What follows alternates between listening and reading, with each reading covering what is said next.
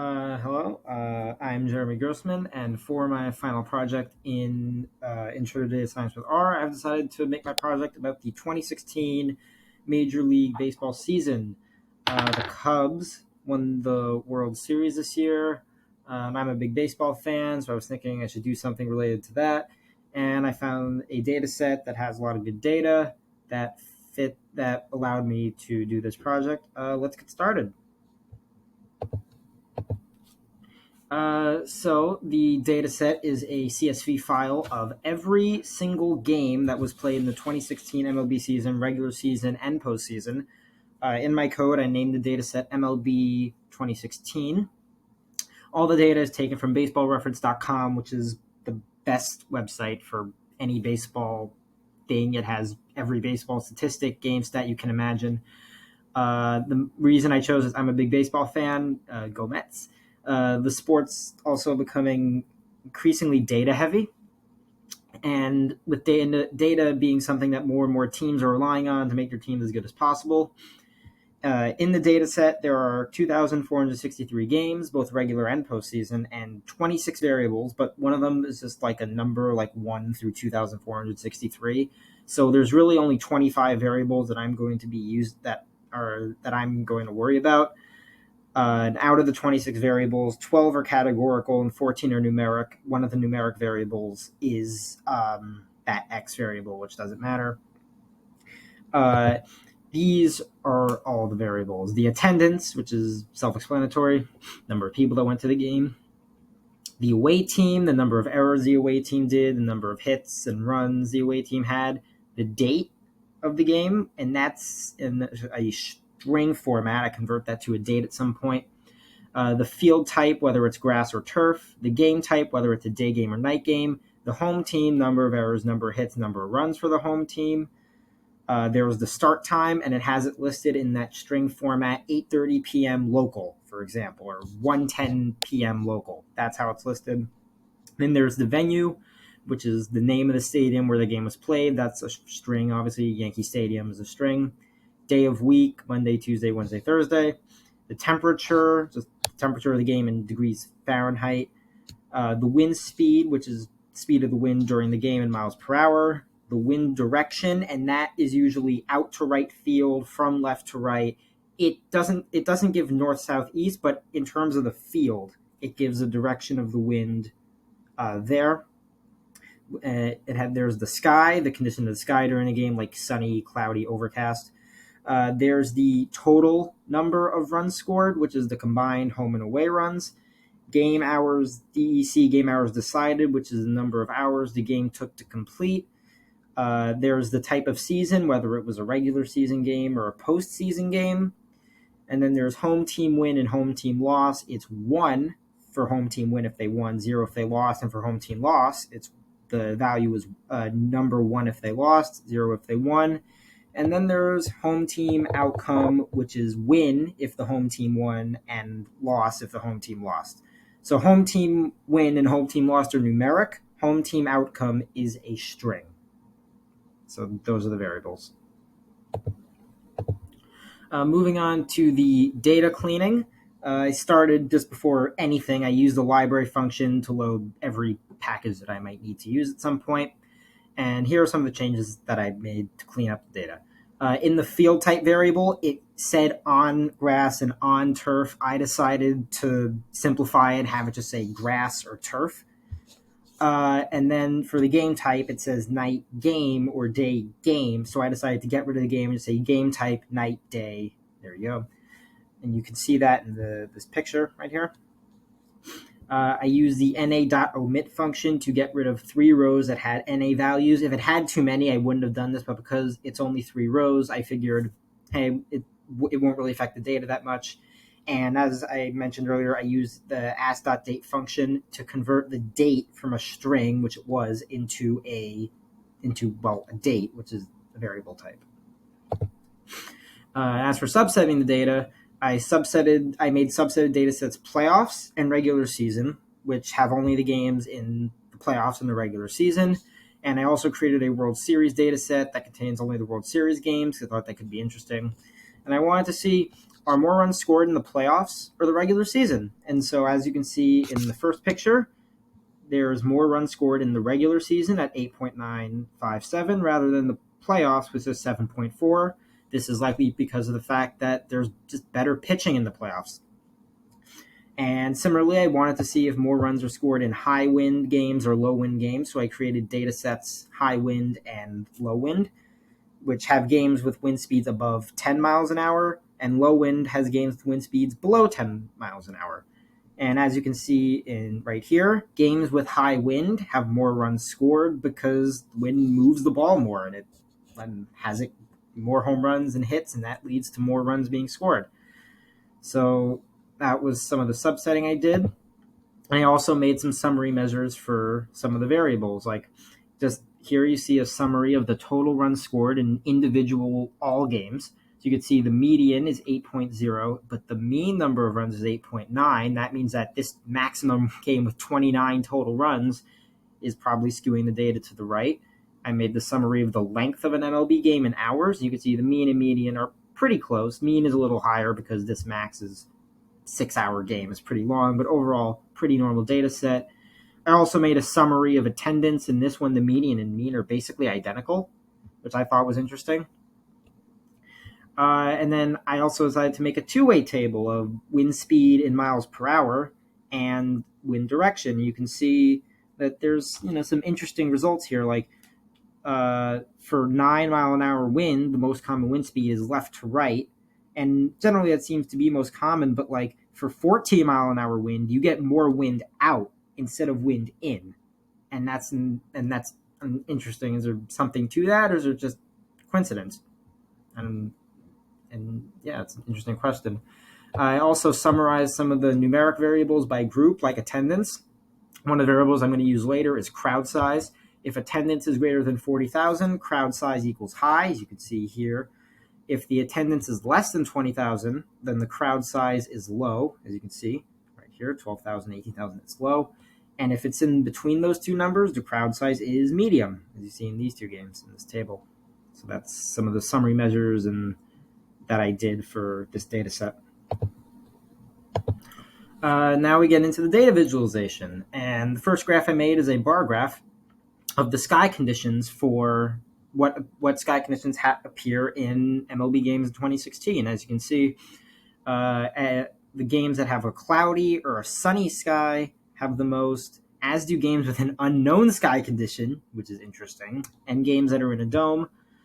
I also add some color, as you can see, and there's very few night games because usually I think they just put that as like, cloudy, I think. There's very few rain games because it's hard to play games in the rain, and usually they just put it as overcast, which has a few right here, and there's a few games with a drizzle too. Next up is a box plot, how many total runs are scored in an MLB game, and you can see I had this summary measure on a previous slide. You can see right here, this line right here is the median. This Y value doesn't mean anything. This line here is the median.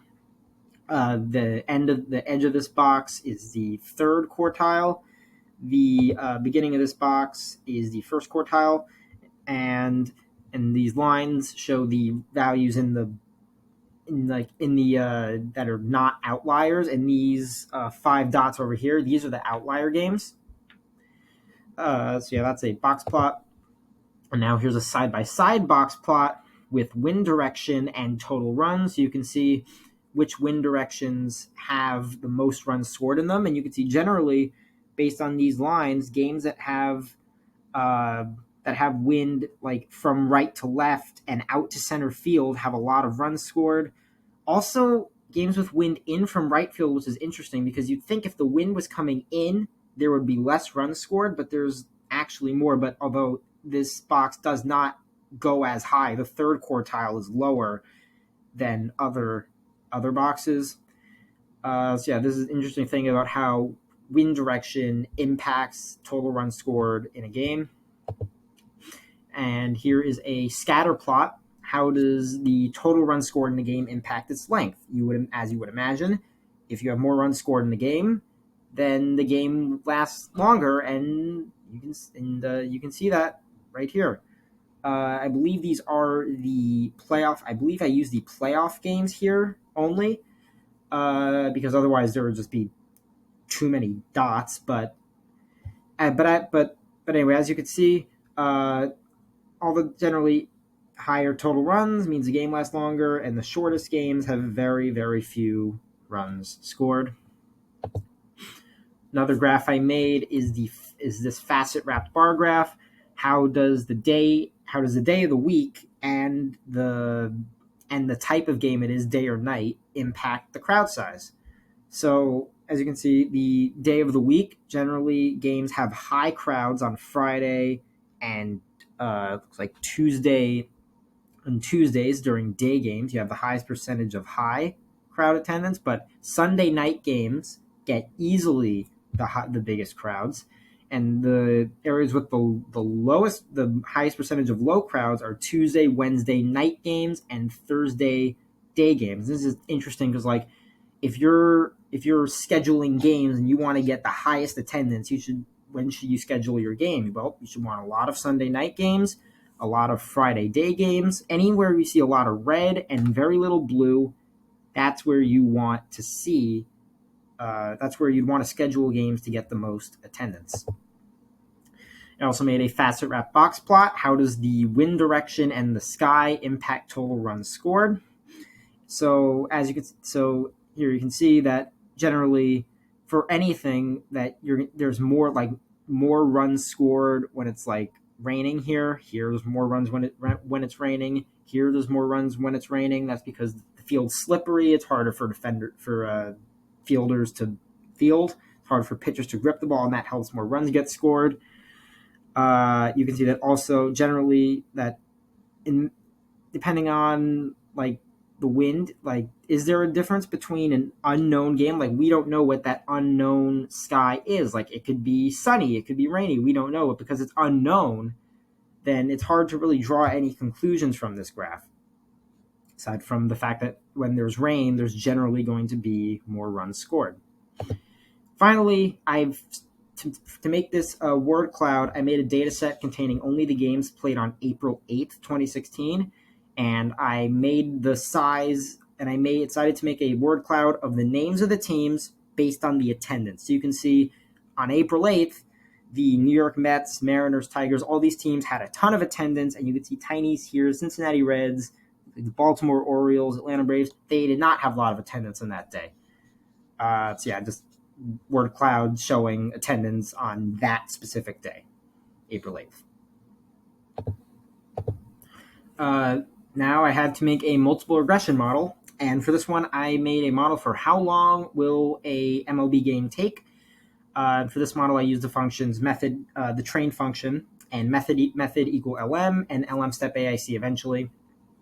And using the VIF function and the Akaike information criteria, I was able to find 5 variables to predict the length of an MLB game. Variables are home team hits, away team hits, total runs, home team errors, and away team errors. As you can imagine, this is like when you have more hits and runs and errors, the game's going to be longer. And so using the model in R, I was able to make this equation. The number of hours is 2.21 plus 0.04 times home team hits, 0.06 times away team hits, negative 0.01 times total runs, 0.05 times home team errors, and 0.04 times away team errors. And so to just test how accurate this was, I picked a game in the data set on June 12, 2016. The Phillies played the Washington Nationals in Washington. In this game, the Nationals had 8 hits, the Phillies had 7. There were 9 total runs scored, and each team committed 1 error. When you plug those numbers into that equation, you get a predicted length of 2.99 hours. The actual game was 2 hours and 56 minutes. So the model, at least for this game, it was pretty close in terms of predicting the length of the game, because they're both really close to 3 hours.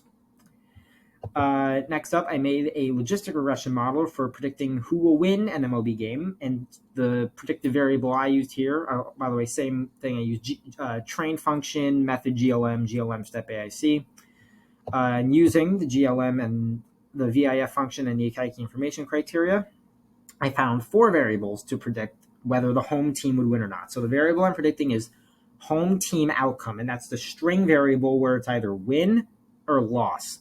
And because loss comes alphabetically before win, a loss is considered a failure and a win is considered a success, which is a nice little convenient thing.